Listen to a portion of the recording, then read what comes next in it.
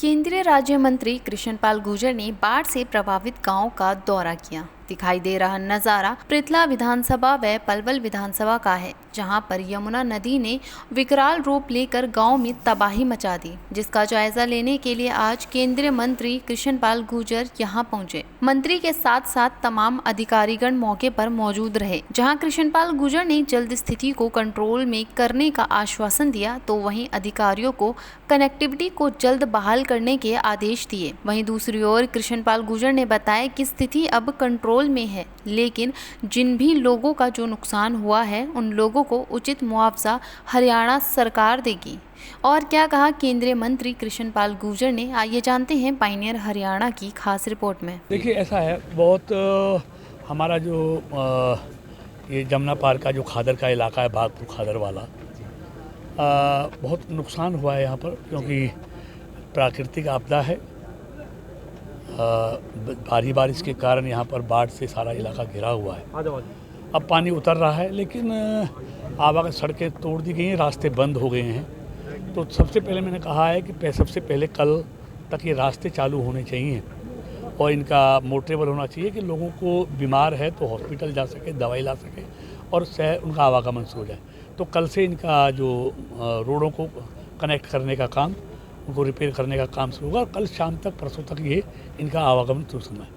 जैसे जैसे पानी उतर रहा है, हमने कहा सब रिस्टोर कर दो इनको। अभी बिजली एक दो नगलाओं में नहीं है, तो जैसे पानी उतरेगा बिजली रिस्टोर करनी है, इनकी वाटर सप्लाई रिस्टोर करनी है, इनकी सड़कों की कनेक्टिविटी बनानी है।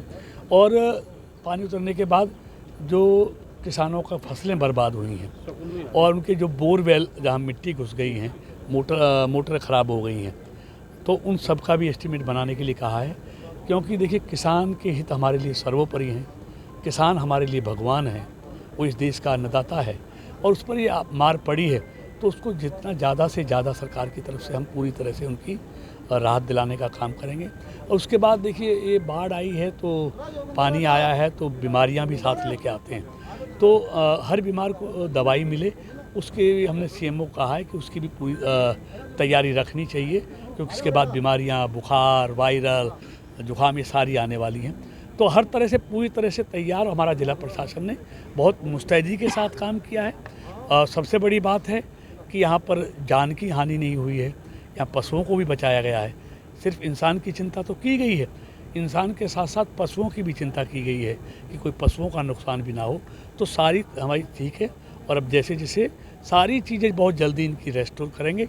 सभी विभाग के अधिकारियों को निर्देश दे दिए गए हैं कि जैसे जैसे पानी उतर रहा है, सड़कों का काम शुरू कर दीजिए, बिजली सप्लाई का काम शुरू कर दीजिए, पानी सप्लाई का काम शुरू कर दीजिए और दवाइयों का काम शुरू कर दीजिए। और इसके उतरने के बाद किसानों की जो फसलें ख़राब हुई हैं उनकी गिरदावरी, जो मकानों में क्रैक आए हैं उनकी पूरा एस्टीमेट, हर तरह से जो भी नुकसान हुआ है उसका ज़्यादा से ज़्यादा उसकी तैयारी होनी चाहिए, उसका एस्टीमेट। मुआवजा मांगने लगे हैं लोग, मुआवजे की क्या? देखिए, ऐसा किसान का ख़राब हुआ है तो मांगेंगे, तो और देखिए, और किससे नहीं मांगेंगे, उनकी बनाई हुई सरकार है। मोदी सरकार भी इन्हीं की बनाई हुई है, मनोहर जी की सरकार इनकी बनाई हुई है।